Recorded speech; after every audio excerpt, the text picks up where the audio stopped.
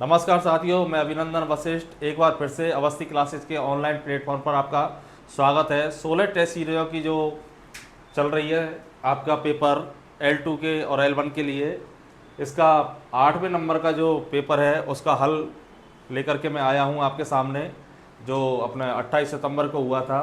इसमें प्रश्न संख्या 1 तत्सम तद्भव संबंधी असंगत विकल्प है, यानी उस विकल्प का चयन करना है जो तत्सम तद्भव संबंधी कैसा है, आपका असंगत है।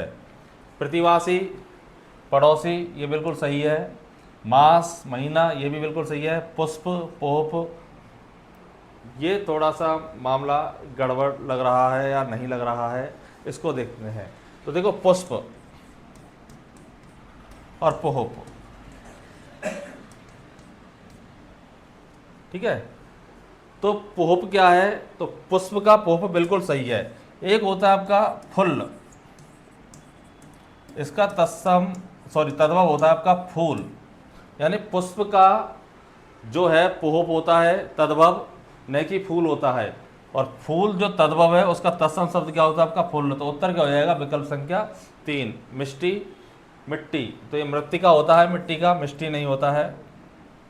अगला देखिए, किस विकल्प में सभी शब्द विदेशी भाषा के हैं, अर्थात उस विकल्प का चयन करना है जिसमें सभी शब्द विदेशी भाषा के हैं। हिसाब, शतरंज, सूना, ये देखो तद्भव है, ये शून्य है। शेर, दीवार और मजदूर, ये तीनों शब्द विदेशी भाषा के हैं। दरवाजा, औरत, ये तो ठीक है, परंतु चाल, ये चलना क्रिया से है, ये हिंदी का शब्द है। कमरा, साड़ी, ये साटिका तद्भव तत्सम है। मृत, ये भी तत्सम है। कमरा, ये तद्भव है, ठीक है। तो उत्तर क्या हो जाएगा, विकल्प संख्या 2। 83 निम्न में से देशज शब्द नहीं है, अर्थात उस विकल्प का चयन करना है जो देशज नहीं है, यानी 4 विकल्पों में से 3 देशज हैं और 1 देशज नहीं है। तेंदुआ देशज है, खचाखच देशज है, लड़की देशज है। शादी है, ये अरबी भाषा का शब्द है, ठीक है। कोई भी अनुकरणात्मक जो शब्द होता है वो हमेशा देशज रहेगा, ध्यान रख लेना। जैसे फटाफट है, खचाखच है, धड़ाधड़ है, सरासर है। उत्तर क्या हो जाएगा आपका, विकल्प संख्या 4। विलोम संबंधी असंगत विकल्प है, यानी उस विकल्प का चयन करना है जो विलोम संबंधी असंगत है, यानी 3 सही है और 1। साधु, असाधु, ये बिल्कुल सही है। मित्र, अमित्र, ये बिल्कुल सही है। ऋजु और सरल, ये दोनों एक ही होते हैं। जागृत, सुषुप्त, ये भी बिल्कुल सही है। तो ऋजु का क्या होगा आपका, वक्र। ऋजु यानी होता है सीधा या सरल, और वक्र यानी होता है आपका टेढ़ा।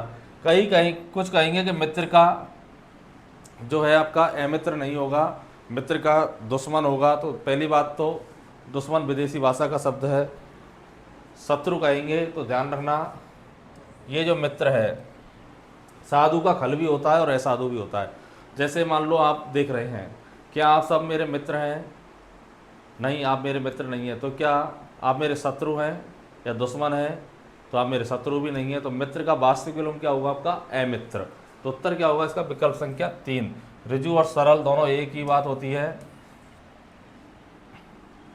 अगला है विलोम संबंधी संगत विकल्प है। पहले असंगत पूछा था, अब संगत, यानी 4 ऐसे हैं, इनमें से 1 संगत है और 3 कैसे हैं, गलत है। कदाचार और दुराचार एक ही बात है। खंडन और विखंडन एक ही बात है। आविर्भाव और प्रादुर्भाव एक ही बात है। स्वार्थ और परार्थ, ये उत्तर हो जाएगा इसका विकल्प संख्या 4, स्वार्थ परार्थ, ठीक है। आविर्भाव और प्रादुर्भाव एक ही भाव है, इनका हो जाएगा आपका तिरोभाव। इसका हो जाएगा मंडन, इनका दोनों का हो जाएगा आपका सदाचार। जिनमें से योग रूढ़ शब्द नहीं है। क्या होते हैं योग रूढ़ शब्द? ऐसे शब्द जिनका निर्माण बिल्कुल यौगिक शब्दों की तरह होता है, 2 को मिलाकर के होता है, परंतु दोनों पद मिलकर के किसी अर्थ विशेष को प्रकट करते हैं। बारहसिंगा बिल्कुल सही है। बारहसिंह है जिसके पीताम्बर, पीले वस्त्र हैं जिसके कृष्ण, सठ है आनंद जिसके नील गाय, नीली है जो गाय। यानी बहुब्री समास वाले उदाहरण हम योग रूढ़ में रखते हैं, और जो नील गाय शब्द है ये योग रूढ़ नहीं है, कर्मधार समास का उदाहरण है। सरासर शब्द है यौगिक, योग रूढ़, रूढ़, संयोग रूढ़। तो देखिए संयोग रूढ़ तो होता ही नहीं है, ठीक है। तो रूढ़ है, योग रूढ़ है या यौगिक है। तो योग रूढ़ का तो कोई मतलब नहीं है। तो सरासर 2 से मिलके बना है सर सर के साथ। तो उत्तर क्या हो जाएगा आपका यौगिक। अगला देखिए,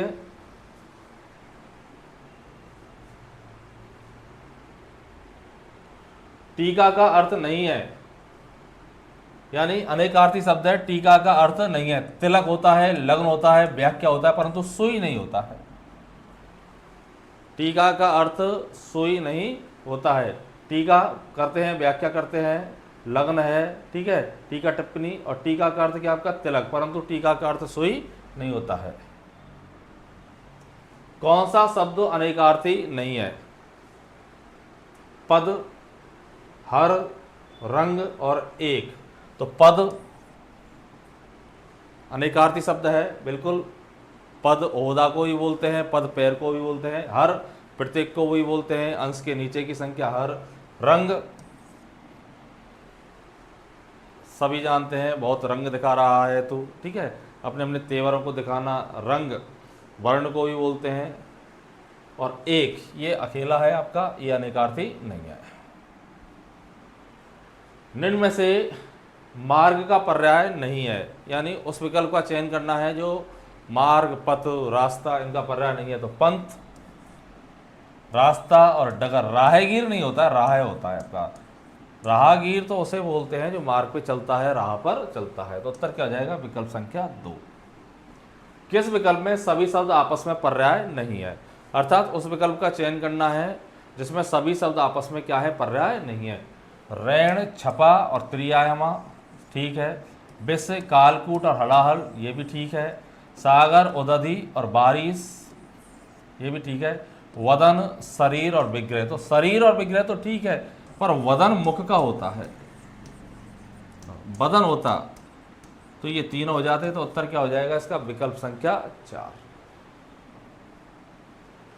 शब्द युग्म संबंधी असंगत विकल्प है, अर्थात उस विकल्प का चयन करना है जिसमें शब्द युग्म कैसा है आपका? गलत है। अविहित और अभिहित, कथित और विधि विरुद्ध। विरुद्ध। दूसरे को देखिए, अदृश्य और अदृष्ट। अदृश्य यानी गायब और अदृष्ट यानी भाग्य। प्रकार, तरीका, प्राकार, परकोटा, सम, शांति, सम, बराबर। तो ये भी सही है, ये भी सही है, ये भी सही है। ये उल्टे लिखे हुए हैं। अविहित का अर्थ होता है विधि के विरुद्ध और अभिहित का अर्थ होता है कथित। इसमें अ उपसर्ग है, बी उपसर्ग है और हित है। अविहित, अविहित का अर्थ क्या होगा आपका? विधि विरुद्ध, और अभिहित का अर्थ क्या होगा आपका? कथित। तो विकल्प संख्या 1 इसका उत्तर हो जाएगा। ये असंगत है, इसमें उल्टे लिखे हुए हैं, बाकी तीनों सही है। बेटा, बेटी और बेटी, बेटी और बेटी ये 2 शब्द दिए हुए हैं, इनका अर्थ क्या होगा? तो बेटी इसका अर्थ तो पुत्री होता है, सब जानते हैं। ये भी है, ये भी है, ये भी है, ठीक है। बेटी, बेटी किसको बोलते हैं? सूर्य को नहीं बोलते हैं, डाली है ही नहीं आपका। बस्ती को नहीं बोलते हैं, बेटी बोलते हैं नाप को। बेटी किसको बोलते हैं? नाप को बोलते हैं। चषक, चषक का क्रम से अर्थ है। चषक एक तो होता है आपका बड़ा चस्का लग रहा है, चस्का यानी आदत या पीड़ा भी बोलते थे। और चषक, चषक बोलते हैं प्याला को। तो प्याला और पीड़ा, ये इसका उत्तर है। जैसे अपने कामायनी में एक पंक्ति आती है, महामणि महाचषक, उल्टा, ठीक है, कामायनी में है आपका। तो चषक इसका अर्थ होता है आपका प्याला, और चषक इसका अर्थ क्या होता है आपका? पीड़ा, और चषक का अर्थ आदत भी होता है। अगला देखिए, किस विकल्प में सभी शब्द शुद्ध हैं? अर्थात उस विकल्प का चयन करना है जिसमें सभी शब्द शुद्ध हैं। द्वंद्व, ये तो बिल्कुल गलत है, तो इसको तो हटा ही दो आप। सौंदर्यता, तावा लगा, ये तो बिल्कुल गलत है। ऐरावत, ऐश्वर और ऐश्वर्य, इधर देखिए ऐच्छिक बिल्कुल सही है, ऐतिहासिक बिल्कुल सही है, परंतु श्रीमती गलत है, ये श्रीमती होगा। ये ठीक है, ये ठीक है, परंतु ये सौंदर्य होता है। द्वंद्व होता है। साम्राज्य, साम्राज्य बिल्कुल सही है, और रास्ता बिल्कुल सही है, परंतु ये गलत है। तो उत्तर क्या हो जाएगा? विकल्प संख्या 3। इसमें तीनों शब्द बिल्कुल शुद्ध हैं, यानी कि सही है। निम्न में से शुद्ध शब्द है, शुद्ध शब्द नहीं है, अर्थात उस विकल्प का चयन करना है जो शुद्ध नहीं है। सृष्टा शुद्ध है। देखिए बाजार नहीं होता, ये शब्द होता है आपका बाजार, पर बोलता बाजार नहीं है, बाजार। ठीक है, मैं थोड़ा आदत में है इसलिए नीचे नुक्ता लगा रहा हूँ। बाकी हिंदी निदेशालय ने 2024 में बिल्कुल क्लियर कर दिया है, अब किसी भी शब्द के नीचे नुक्ता लगाने की आवश्यकता आपको नहीं है। यानी विदेशी शब्दों के जो व्यंजन हैं उनका क्या कर दिया है, बिल्कुल बहिष्कार कर दिया है। हाँ, कुछ अंतर दिखाने के लिए अपन जरूर लगा देते हैं। अभ्यर्थी बिल्कुल सही है, पितृन्वती बिल्कुल सही है, सृष्टा बिल्कुल सही है। ये बाजार होता है। कारण क्या है, जब दो दीर्घ मात्रा आती हैं तो बोलने में बड़ी दिक्कत आती है, थोड़ा स्ट्रेस देना पड़ता है। जैसे सही शब्द तो क्या होता है आपका रास्ता, पर बोलते क्या है रास्ता।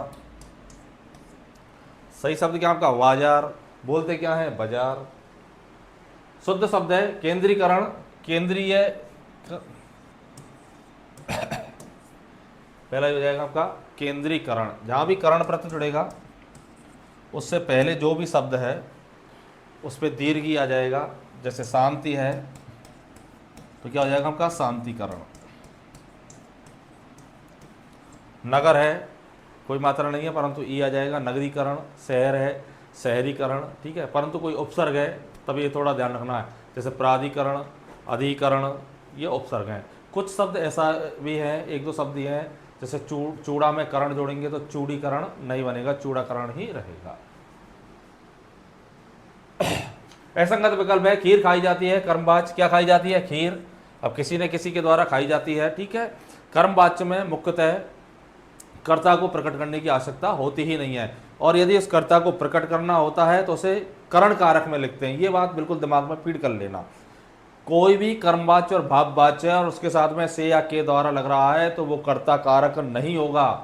सिलेबस में आपके कारक चिन्ह हैं, इसलिए ये विशेष ध्यान रखें। कुछ अध्यापक ज्ञान अभाव के कारण कर्तृवाच्य को छोड़ करके कर्मवाच्य और भाववाच्य में भी करण कारक को कर्ता कारक में ही पढ़ा देते हैं। ये ध्यान रखना है, कर्मवाच्य में होगा। तो देखो, जैसे राम के द्वारा खीर खाई जाती है तो राम कर्ता कारक है, उसको किस में बदल दिया हमने, करण कारक में। आंखों में दर्द कारण मुझसे पढ़ा नहीं जाता, भाववाच्य, ठीक है। अब पढ़ना क्रिया सकर्मक है, भाववाच्य में क्रिया वैसे लिखा तो यह है कि अकर्मक होती है, परंतु उसमें साफ स्पष्टीकरण लिखा है भोलानाथ तिवारी जी ने कि भाववाच्य में क्रिया अकर्मक सकर्मक दोनों होती हैं, और यदि क्रिया सकर्मक है तो वहां पर कर्म को प्रकट नहीं किया जाता है। अर्थात पढ़ना क्रिया है तो सकर्मक, परंतु इसका रूप कैसा है, अकर्मक। रूप अकर्मक का मतलब यह है कि कोई भी सकर्मक क्रिया है उसके साथ उसका कर्म नहीं है। जैसे बालक पढ़ता है तो ये क्रिया तो सकर्मक है परंतु इसका रूप कैसा है, अकर्मक है। तो आंखों में दर्द के कारण मुझसे कर्ता कारक करण कारक में बदल गया, इधर देख लीजिए। तो कर्तृवाच्य का तो कोई प्रश्न ही नहीं उठता है, कर्मवाच्य और भाववाच्य में से एक होगा। तो क्या नहीं पढ़ा जाता, ये कहीं पर भी उत्तर नहीं आ रहा है, तो भाववाच्य। अपराधी को पेश किया जाए, कोई भी सार्वजनिक सूचना हो, कोई भी दर्प अभिमान की बात हो, किसी प्रकार का अधिकार जताना हो, वहां पर मुख्यतः कर्मवाच्य होता है। तो किसको पेश किया जाए, अपराधी को। ये बात बिल्कुल सही है। वृद्ध धूप में चल नहीं सकता, तो देखो वृद्ध करता है यहाँ पर, वृद्ध कौन नहीं चल सकता धूप में, वृद्ध। तो ये कर्ता मौजूद है और कर्ता के साथ में कोई भी कारक चिन्ह लगा हुआ नहीं है, ने के अलावा कोई भी कारक चिन्ह लगा हुआ नहीं होता है, ठीक है। हालांकि कुछ स्थितियों में को भी लगते हैं, को भी लगता है कर्ता के साथ। जैसे मुझको पढ़ना है, मुझको बाजार जाना है, ठीक है। तो व्रत ये कर्तृवाच्य होगा यहाँ पर। तो उत्तर क्या हो जाएगा, विकल्प संख्या 4। असंगत विकल्प है, असंगत विकल्प है रसास्वादन मॉन्टेसरी, डाल्टन हेलन पास्कर्ड, देखो व रचो सीताराम, खेल विधि ये किलपैट्रिक की नहीं है, ये है आपकी कुक्की, ये प्रयोजना विधि है किलपैट्रिक की। तो उत्तर क्या हो जाएगा, विकल्प संख्या 4। असंगत विकल्प है व्याख्या विधि माध्यमिक स्तर, बिल्कुल ठीक है। अर्थबोध विधि प्राथमिक स्तर, बिल्कुल ठीक है। तुलनात्मक विधि ये माध्यमिक स्तर पर नहीं होती है, ये उच्च स्तर पर होती है और ये पद्य में होती है। 3 तरीके से तुलना करते हैं, एक ही भाषा के कवि, अलग अलग भाषाओं के कवि और एक जैसी कविता के मध्य तुलना। खंडान में माध्यमिक स्तर बिल्कुल सही है। मौखिक अभिव्यक्ति का उद्देश्य नहीं है छात्रों को वार्तालाप के योग्य बनाना, ठीक है। मौखिक अभिव्यक्ति का उद्देश्य है छात्रों को कविता पाठ करने के योग्य न बनाना, इस आगे देखें, छात्रों को वाक्य रचना का ज्ञान कराना, बिल्कुल सही है। छात्रों में अभिव्यक्ति को की क्षमता विकसित करना, ये भी सही है। तो उत्तर क्या हो जाएगा, छात्रों को कविता पाठ करने के योग्य ने बनाना, जबकि छात्रों को कविता पाठ करने के योग्य बनाया जाता है। गद्य पाठ योजना का क्रम है पूर्व ज्ञान, प्रस्तुतिकरण और आदर्श वाचन, प्रस्तावना, पूर्व ज्ञान, उद्देश्य कथन, प्रस्तुतिकरण, आदर्श वाचन और सहायक सामग्री, बोध प्रश्न, विचार विश्लेषण प्रश्न और मौन वाचन। ठीक है, तो ये थोड़ा सा कई किताबों में अलग अलग तरीके से लिखा हुआ है ये प्रश्न। हालांकि देखो, प्रस्तावना, पूर्व ज्ञान और उद्देश्य कथन, वास्तव में इसका उत्तर ये है, प्रस्तुतिकरण हो जाएगा, आदर्श वाचन हो जाएगा, परंतु आदर्श वाचन से पहले सहायक सामग्री आ जाती है। ठीक है, पूर्व ज्ञान, प्रस्तुतिकरण, आदर्श वाचन, तो प्रस्तुतिकरण से पहले आता है पूर्ववाचन। ठीक है, सॉरी, प्रस्तुतिकरण पहले आता है, पूर्व ज्ञान बाद में आता है। तो इसका उत्तर होगा आपका नियमानुसार विकल्प संख्या 2, बोध प्रश्न, विचार विश्लेषण प्रश्न। ठीक है, तो आदर्श वाचन और बोध प्रश्नों के बाद मौन वाचन होता है और विचार विश्लेषण प्रश्न इसके बाद में होते हैं। नाटक के तत्वों संबंधी बातें होती है समीक्षा प्रणाली में, व्याख्या में। नाटक के तत्व किस में पढ़ाएंगे, अध्यापक किस में पढ़ाएगा, आपका व्याख्या में पढ़ाएगा, ध्यान रखना। तत्वों की क्या की जाएगी, व्याख्या की जाएगी। पद्य शिक्षण का उद्देश्य नहीं है, अर्थात उस विकल्प का चयन करना है जिसमें पद्य शिक्षण का उद्देश्य नहीं है। भावात्मक व ज्ञानात्मक पक्षों का विकास करना, बिल्कुल। पद्य का मतलब कविता या काव्य। काव्य में निहित मूल्यों की स्थापना न करना, नहीं, यही उत्तर हो जाएगा। राष्ट्रीयता व देश प्रेम की भावना विकसित करना, ठीक है, कविता का उद्देश्य होता है। सत्यम एवं सुंदर का विकास करना, यह भी होता है। तो उत्तर क्या हो जाएगा, विकल्प संख्या 2। नियमों की स्थापना किस विधि में की जाती है, अर्थात नियमों की स्थापना किस विधि में की जाती है, निगमन विधि, आगमन निगमन विधि, आगमन विधि और सूत्र विधि। तो देखो, सूत्र और निगमन दो आ गए, तो इसका मतलब ये तो सवाल ही नहीं कि दोनों आ जाए। तो उत्तर क्या होगा आपका, आगमन विधि। आगमन विधि है, इसमें जो तीसरा चरण है उसमें नियमों की क्या की जाती है, स्थापना की जाती है। प्रत्यक्ष विधि का सर्वप्रथम प्रयोग किस विषय के लिए किया गया था, तो प्रत्यक्ष विधि 1901, फ्रांस, अंग्रेजी, तो अंग्रेजी के लिए किया गया था। इसका अन्य नाम निर्वात, प्राकृतिक, सुगम, समार्थ। इस प्रत्यक्ष विधि के ये अन्य नाम है। इसमें केवल कुछ संज्ञा शब्दों का ही ज्ञान हो सकता है, व्यक्तिवाचक और जातिवाचक संज्ञाओं का। छोटे वाक्यों को बनाना सीख सकता है बालक ज़्यादा से ज़्यादा। भाववाचक संज्ञाओं और बड़े वाक्यों का ज्ञान इसमें नहीं हो पाता। तो उत्तर क्या हो जाएगा आपका, अंग्रेजी। कहाँ पर हुई थी ये, सबसे पहले फ्रांस में, सन 1901। अन्य नाम का जरूर ध्यान रखें, इसका अन्य नाम बहुत पूछता है। द्वितीय भाषा की सर्वोत्तम विधि है, ये भोलानाथ तिवारी ने बताई है। द्वितीय भाषा की सर्वोत्तम विधि ये है आपका व्यतिरेक विधि। बुनियादी शिक्षा का आरंभ महात्मा गांधी द्वारा किस सन में किया गया, बुनियादी शिक्षा यानी बेसिक। तो उत्तर हो जाएगा आपका 1937। मिश्र वाक्य वाला विकल्प नहीं है, अर्थात उस विकल्प का चयन करना है जिसमें मिश्र वाक्य नहीं है। क्या जाने किसी के मन में क्या है, मैं आपको भूल जाऊं, यह कैसे हो सकता है, अब शिक्षण क्या है, सो हम तुम्हें बताते हैं, यह ताला किसी दूसरी कुंजी से नहीं खुलता। क्या जाने किसी के मन में क्या है, न जाने किसी के मन में क्या है। देखिए, मैं आपको भूल जाऊं, यह कैसे हो सकता है, ये तो मिश्र वाक्य है। यह कैसे हो सकता है कि मैं आपको भूल जाऊं, तो ये तो उपवाक्य हो गया, संज्ञा उपवाक्य। अब शिक्षण क्या है, उसे हम तुम्हें बताते हैं, तो सो का मतलब उसे, ये विशेषण उपवाक्य हो गया। यह ताला किसी दूसरी कुंजी से नहीं खुलता, ये तो सरल वाक्य है। पर पहले में क्या कह रहा है कि पता नहीं किसी के मन में क्या है, तो ये भी सरल वाक्य ही है, इसलिए ये प्रश्न कैसा है आपका, गलत है।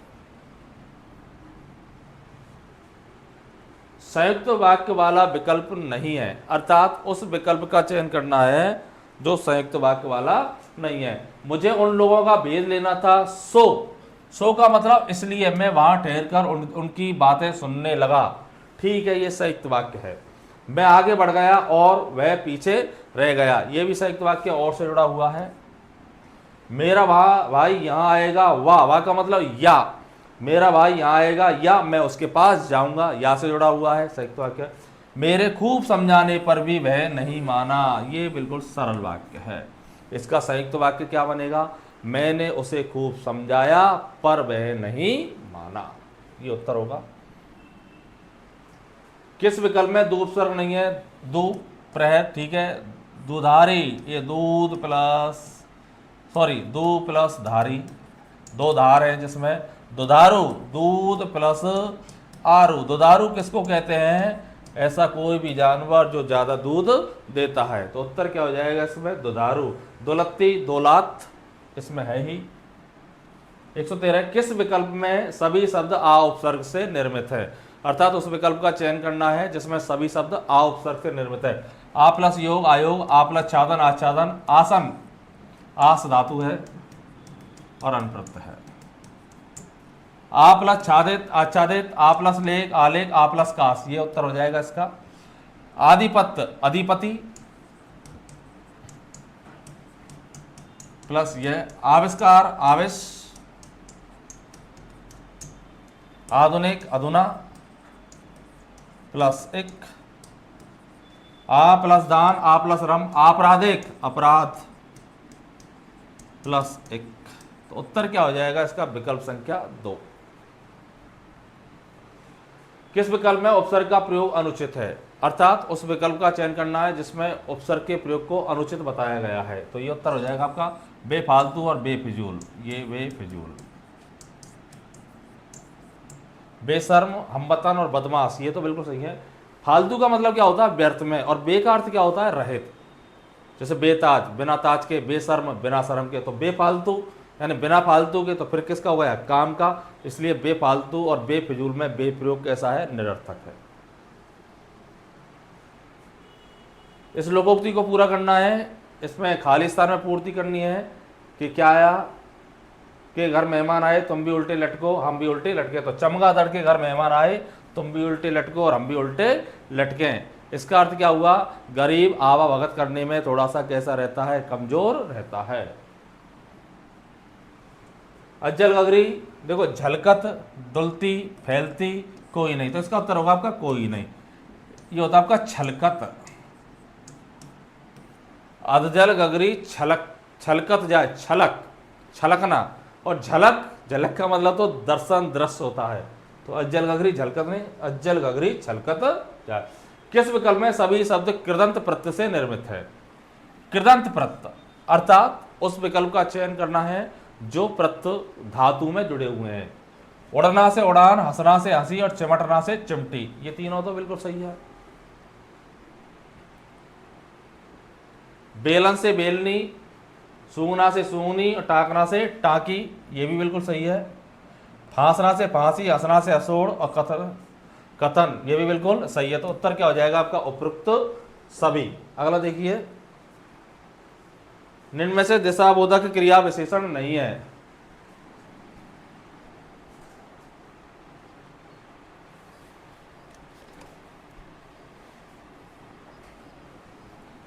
निम्न में से दिशाबोधक क्रिया विशेषण नहीं है, अर्थात उस विकल्प का चयन करना है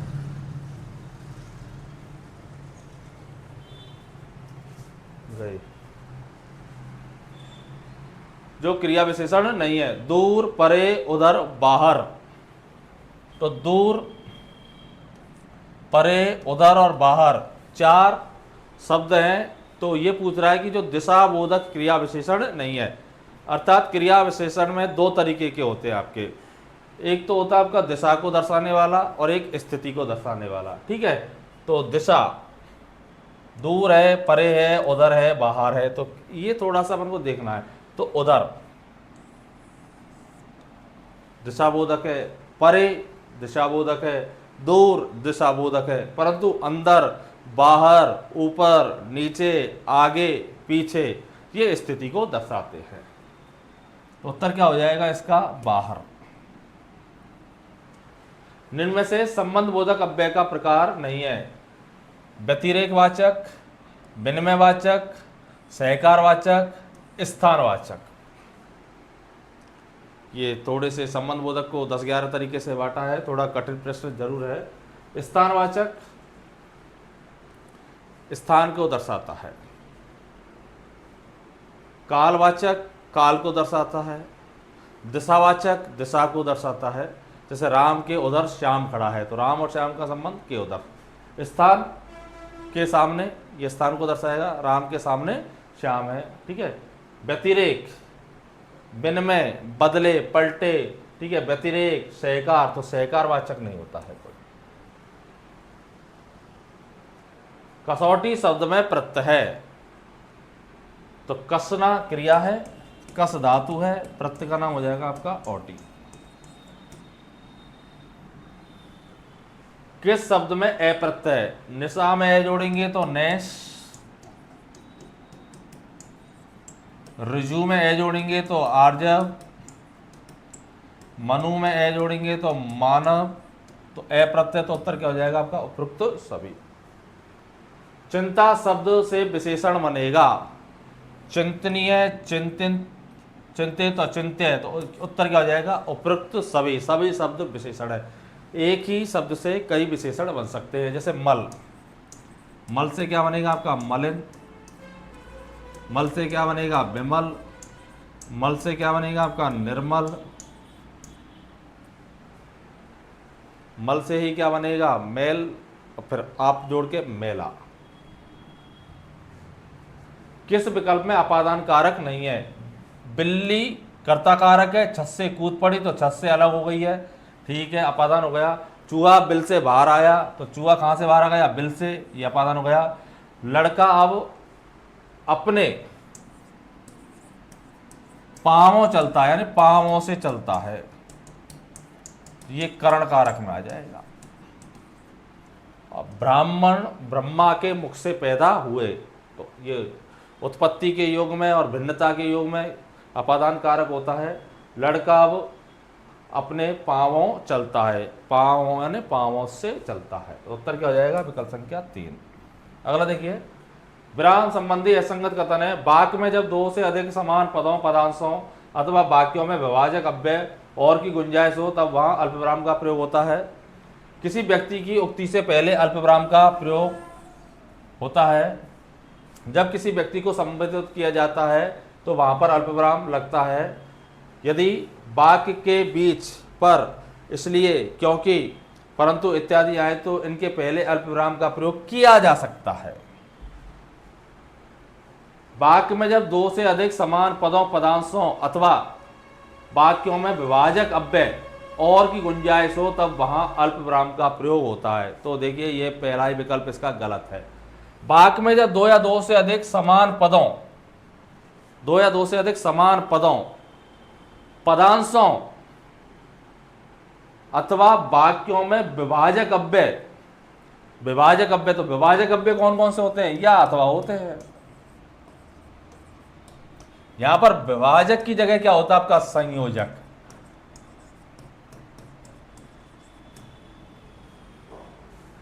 यहां विभाजक की जगह क्या होता है आपका? संयोजक। तब तो ये कथन बिल्कुल सही हो जाता। विभाजक अव्यय और की गुंजाइश हो, तब वहां अल्पविराम का प्रयोग होता है, परंतु विभाजक अव्यय और नहीं है, विभाजक अव्यय होता है या अथवा। यहाँ पर संयोजक होता तो ये कथन बिल्कुल सही हो जाता, यही गलत है। दूसरे को देखो, किसी व्यक्ति की उक्ति से पहले अल्पविराम का प्रयोग होता है। किसी व्यक्ति की उक्ति से पहले अल्पविराम का प्रयोग होता है, ठीक है। जब किसी व्यक्ति को संबोधित किया जाता है, ठीक है, सज्जनों, भाइयों, यदि वाक्य के बीच पर इसलिए, क्योंकि, परंतु इत्यादि आए तो इनके पहले अल्पविराम का प्रयोग किया जा सकता है, किया जा सकता है, बिल्कुल किया जा सकता है। ये जरूरी है कि हर बार लगे, परंतु ज़्यादा रुके तो अपन कर सकते हैं। वो ये कह रहा है कि हर बार हो, हमेशा किया जा सकता है, ऐसा नहीं है, किया जा सकता है, ये आपकी मर्जी के ऊपर है। कारण क्या है? जो विराम चिन्ह है वो भाषा का विषय है, व्याकरण से इनका केवल गौण संबंध है। किसी व्यक्ति की उक्ति से पहले, कोई व्यक्ति कुछ कह रहा है, उससे पहले अल्पविराम का प्रयोग होता है। जैसे गांधी जी ने कहा, आप ऐसे लगा सकते हो, की को अलोप करके कॉमा लगा सकते हो, तो अल्पविराम लगा सकते हैं।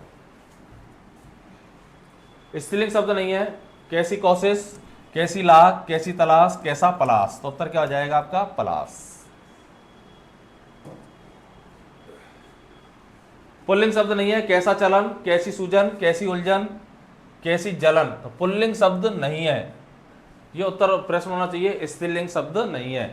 कितनी सूजन है, कितनी उलझन है, कितनी जलन है, कितना चलन है, तो पुल्लिंग शब्द है ये होगा, या स्त्रीलिंग शब्द नहीं है। प्रश्न गलत है। किस विकल्प में द्विकर्मक क्रिया है? मोहन चाकू से फल काटता है, तो चाकू तो हो गया आपका साधन, फल हो गया आपका कर्म, तो एक कर्मक। अध्यापक छात्रों को पढ़ा रहा है। अब देखिए वास्तव में पढ़ाना क्रिया द्विकर्मक है और पढ़ना क्रिया एक कर्मक है। पढ़ाने के लिए दो चीज़ों की आवश्यकता होगी, एक तो पढ़ने वाले व्यक्ति की और जिस चीज़ को पढ़ा रहे हैं उसकी। तो पढ़ाना वास्तव में तो द्विकर्मक क्रिया है और पढ़ना एक कर्मक क्रिया है, पर वाक्य में यहाँ पर कर्म नहीं है। तो ऐसी स्थिति में और विकल्पों को देखें। राजू हिंदी की पुस्तक पढ़ रहा है, तो की कारक चिन्ह जुड़ रहा है, तो हिंदी की पुस्तक, दो संज्ञा शब्दों के मध्य कोई भी संबंध कारक का चिन्ह है काकी के, तो वो एक ही पद माना जाता है। जैसे राजू घी के लड्डू खा रहा है, तो क्या खा रहा है? लड्डू खा रहा है, पर घी से उसका क्या है? संबंध है। किसान जानवरों को पानी पिला रहा है, तो क्या पिला रहा है? पानी, ये मुख्य कर्म है। और किसको? जानवरों को, ये कैसा कर्म है आपका? गौण कर्म। गौण कर्म को कारक चिन्ह सहित होता है, क्रिया से थोड़ा दूर होता है, जबकि मुख्य कर्म क्रिया से सटा होता है। यह मुख्यतः सजीव होता है और यह मुख्यतः निर्जीव होता है। तो उत्तर क्या हो जाएगा? विकल्प संख्या 4। असंगत विकल्प है। यह मकान 2 मंजिला है, तो मकान की विशेषता बता रहा, मकान कैसा है? 2 मंजिला, तो ये संख्यावाचक नहीं है, तो गुणवाचक है।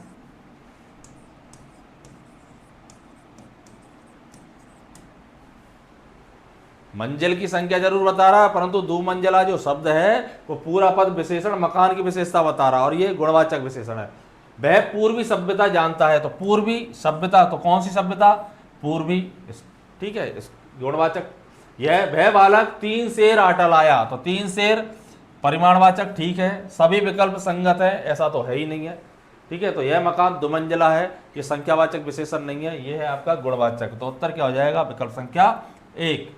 वचन संबंधी अशुद्धि है। शिवानी बुद्धिमती बालिका है, वचन संबंधी, शिवानी बुद्धिमती बालिका है। प्रेमचंद ने अनेक कहानी, देखो अनेक आया है और कहानी स्त्रीलिंग शब्द है, तो ऐसी स्थिति में यहां पर क्या लिखना पड़ेगा आपको? कहानियां।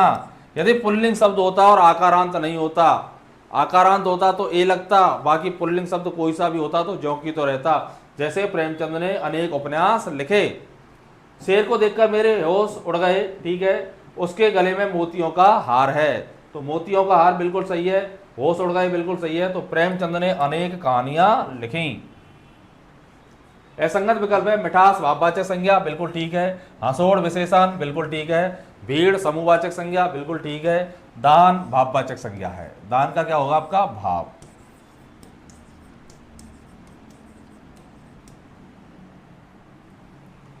निम्न में से गुणवाचक विशेषण है। प्राथमिक, ठीक है, गुणवाचक है। पश्चात में ये जोड़ेंगे, पाश्चात गुणवाचक है। अधूरा गुणवाचक। उत्तर क्या हो जाएगा? उपरोक्त सभी। असंगत विकल्प है। जय तालव्य वर्ण है, ठीक है, तालु से बोला जाता है। अल्प प्राण है, पहला, तीसरा, पांचा, तो कै, कै, गे, चे, छे, जय अल्प प्राण है। सगोस है या नहीं है? देखिए सगोस है या नहीं है, तो सगोस में कौन से आते हैं आपके? तीसरा, चौथा, पांचा, तो जय तीसरे नंबर पे आ रहा है, तो ये तो बिल्कुल सही है। पे ओष्ट है, बिल्कुल सही है। अल्पप्राण है, बिल्कुल सही है। सगोस, तो पे फे, ये अघोष है, तो ये उत्तर हो जाएगा। है कंठ है, महाप्राण है, सघोष है, बिल्कुल ठीक है। कंठ है, कै, अल्पप्राण है, पर कै भी अघोष है, तो ये प्रश्न कैसा हो गया आपका? गलत। किस विकल्प में सभी शब्द जातिवाचक संज्ञा के हैं? पर्वत, वृक्ष, गर्मी। देखिए पर्वत और वृक्ष तो ठीक है, परंतु गर्मी भाववाचक संज्ञा है। पत्र, पुस्तक और गेंद, ये बिल्कुल सही है। हिमालय व्यक्तिवाचक,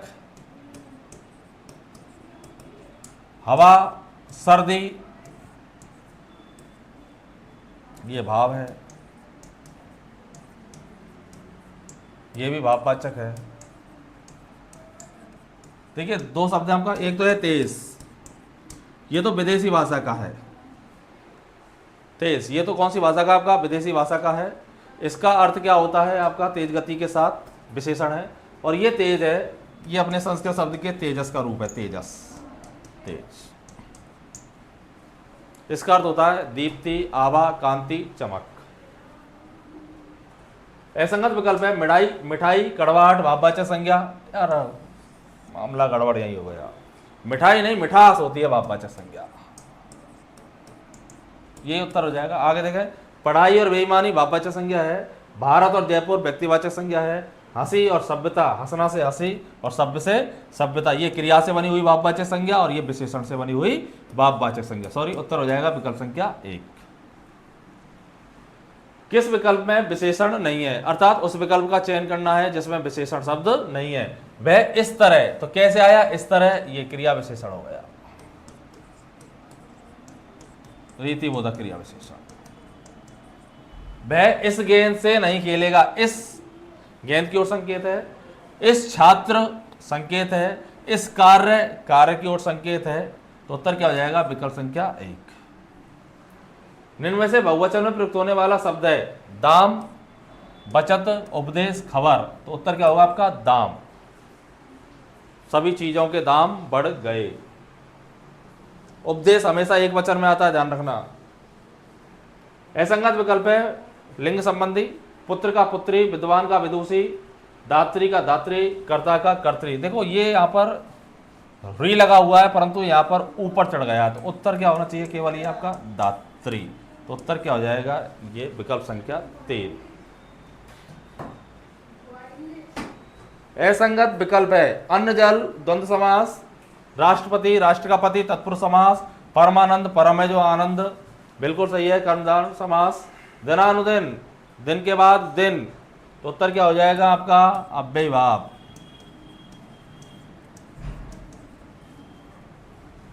असंगत विकल्प है कृप प्लस आचार्य, बिल्कुल सही है, कृपा प्लस आचार्य नहीं होगा, ध्यान रखना, कृप प्लस आचार्य कृपाचार्य, मात्र प्लस आनंद नहीं मात्रे, करुणा प्लस आल्य बिल्कुल सही है, मरु प्लस उद्यान बिल्कुल सही है, तो उत्तर क्या हो जाएगा आपका विकल्प संख्या 2, कृपा प्लस आचार्य नहीं होता है। असंगत विकल्प है तथैव, तथा प्लस ऐव वृद्धि संधि बिल्कुल सही है, दैत्य प्लस अरि, दैत्यारि दीर्घ संधि बिल्कुल सही है, दिव्य प्लस अंग, ये भी दीर्घ संधि है, दिव्य प्लस अंग बराबर दिव्यांग। हम क्या करते हैं, ये और वैसे पूरा आधा वर्ण दिखते हैं और यण संधि की ओर भाग जाते हैं, ऐसा नहीं करना है। दिव्य प्लस अंग बराबर क्या बनेगा आपका दिव्यांग, जैसे दैत्य प्लस अरि इत्यादि यण संधि यही है, तो उत्तर क्या हो जाएगा आपका विकल्प संख्या 3। विशेषण से बनी भाववाचक संज्ञा नहीं है, अर्थात उस विकल्प का चयन करना है जो विशेषण से बनी हुई भाववाचक संज्ञा नहीं है। एकता एक विशेषण है, अधिक विशेषण है, अधिक सत्य विशेषण है, मीठा, भाई अभी तो आया था ये प्रश्न पिछला, ये मिठाई जातिवाचक और जातिवाचक विकल्प में नहीं है, तो उत्तर आपका द्रव्यवाचक, मिठास होती है भाववाचक संज्ञा, उत्तर हो जाएगा 4। निम्न में से मिश्र वाक्य वाला विकल्प नहीं है, मैं इसलिए उसे नहीं बुलाता क्योंकि वह शैतानी करता है, तो किससे जुड़ रहा है आपका क्योंकि से, तो सीधा पता है क्योंकि से जुड़ा हुआ वाक्य मिश्र वाक्य। ब्याज नहीं आएगा क्योंकि बीमार है, सदा सत्य बोलो, वृद्धों ने ऐसा कहा, तो वृद्धों ने ऐसे कहा कि सदा सत्य बोलो, ये संज्ञा वाक्य है, तुम यहां से वहां क्यों घूम रहे हो, ये सरल वाक्य है।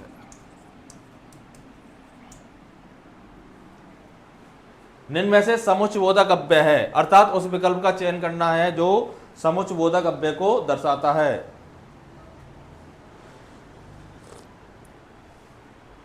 किंतु, तथा, क्योंकि, सभी, समुच्चयबोधक अव्यय,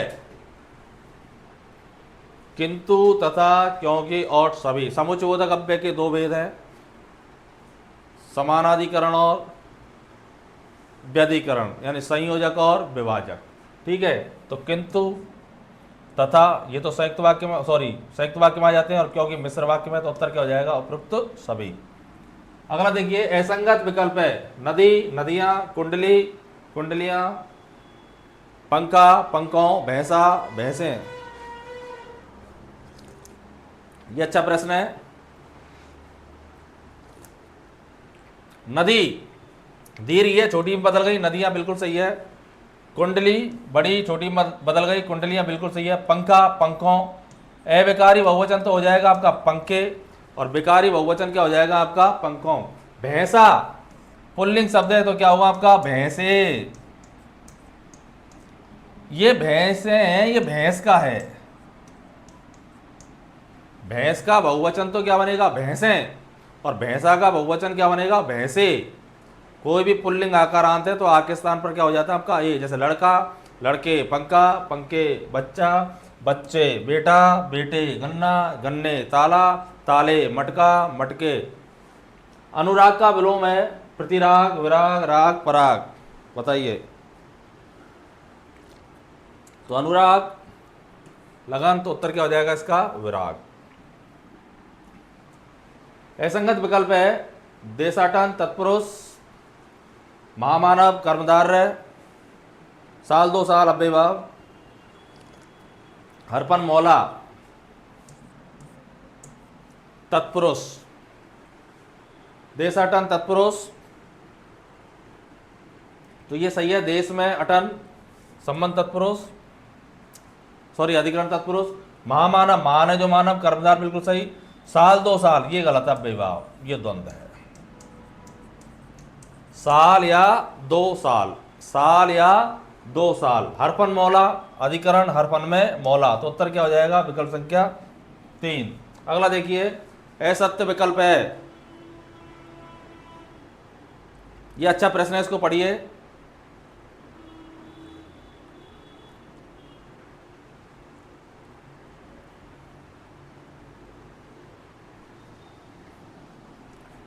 पुरुषवाचक सर्वनाम के 4 भेद नहीं होते हैं, बिल्कुल सत्य बात है। पुरुषवाचक सर्वनाम के 4 भेद नहीं होते हैं, 3 होते हैं, ये सत्य बात है। तो असत्य पूछ रहा है वो तो। पद प्रधानता के आधार पर समास के 4 भेद हैं, बिल्कुल सही है। कर्मधारय को और दिगु को हटा दो, 4 भेद हैं। तत्पुरुष समास के 3 भेद नहीं है, तत्पुरुष समास के 3 भेद नहीं है। और चौथा, हिमालय व्यक्तिवाचक संज्ञा नहीं है। हिमालय व्यक्तिवाचक संज्ञा नहीं है, हिमालय तो व्यक्तिवाचक संज्ञा है। तत्पुरुष समास के 3 भेद नहीं है, ये बात सत्य है, 3 भेद नहीं है, तत्पुरुष के तो अलग अलग है। यदि 2 तरीके से बांटे विभक्ति चिन्ह के आधार पर तो होता आपका समानाधिकरण और व्यधिकरण। व्यधिकरण में जो तत्पुरुष हम पढ़ते हैं वो आता है, समानाधिकरण में कर्मधार और दिगु आता है। तो तत्पुरुष समास के 3 भेद नहीं है, ये बात सत्य है, 3 भेद नहीं है। हिमालय व्यक्तिवाचक संज्ञा नहीं है, हिमालय तो व्यक्तिवाचक संज्ञा है। देखिए, और विकल्पों से अब आप कंफ्यूज हो रहे हैं, तो ये तो सीधा सा विकल्प है, हिमालय व्यक्तिवाचक संज्ञा नहीं है, हिमालय व्यक्तिवाचक संज्ञा है। उत्तर हो जाएगा आपका 4। असंगत कथन है कर्मवाच्य में क्रिया सदैव सकर्मक, बिल्कुल सही है। द्विकर्मक क्रिया में दोनों कर्म सजीव मुख्यतः नहीं होते हैं, ये भी सही है। भाववाच्य में क्रिया सदैव पुल्लिंग व एक वचन में नहीं होती है, ये गलत। भाववाच्य में क्रिया सदैव पुल्लिंग व एक वचन में ही होती है। कर्तृवाच्य में क्रिया अकर्मक व सकर्मक दोनों होती हैं, बिल्कुल सही है।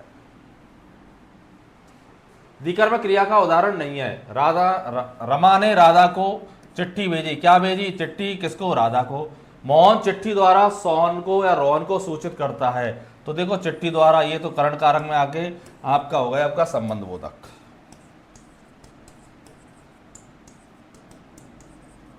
ये संबंध बोधक अव्यय का काम कर रहा है, ध्यान रखना। मोहन चिट्ठी द्वारा सोहन को सूचित, तो चिट्ठी क्या हो गई आपकी, साधन है। दर्जी बालकों को कपड़े सिल रहा है, तो क्या सिल रहा है, कपड़े, किसको, बालकों को। रविता ने सविता को पुस्तक दी, क्या दी, पुस्तक, किसको, सविता को। तो उत्तर क्या हो जाएगा आपका, विकल्प संख्या 2। असंगत विकल्प है तुरंत कालबोधक क्रिया विशेषण, तुरंत कालबोधक क्रिया विशेषण। चुपके से रीतिबोधक, बिल्कुल सही है। सुंदर रीतिबोधक, और दूर स्थान बोधक, तो सुंदर तो विशेषण है। काम भले ही करता हो रीतिबोधक क्रिया विशेषण का, पर वास्तव में उसकी कैटेगरी क्या है, उसकी हैसियत क्या है, विशेषण। तो उत्तर क्या हो जाएगा आपका, सुंदर। एकर्मक क्रिया युक्त विकल्प है, अर्थात उस विकल्प का चयन करना है जिसमें क्रिया एकर्मक है। रमा ने ही भेजा था, ठीक है, भेजना क्रिया सकर्मक है। सभी छात्राएं पढ़ रही हैं, सकर्मक है। बालक गेंद से खेल रहे हैं, खेलना सकर्मक है। उस सबके हाथ कट गई है, यहां पर हाथ कटता है, और कटना अकर्मक क्रिया है, काटना सकर्मक है। हाथ अपने आप कटे हैं, किसी ने काटे नहीं है, सबके हाथ कट गए। तो उत्तर क्या हो जाएगा इसका, विकल्प संख्या 4। ये हो गए आपके प्रश्न पूरे 70 आगे टेस्ट होगा अपना रविवार के दिन। सेकंड ग्रेड और एसआई के बैच चालू हो चुके हैं। जल्द से जल्द अपना स्थान निर्धारित करें, कहीं मौका चूक न जाए, ये बात विशेष रूप से ध्यान रखें। रीट प्री का बैच चालू हो चुका है, फाउंडेशन के बैच लगातार चल रहे हैं। बीएसटीसी का बैच एक चल रहा है, जल्द ही दूसरा बैच चालू करने की संभावना है, और संभावना क्या, जल्द ही चालू किया जाएगा। तब तक के लिए धन्यवाद।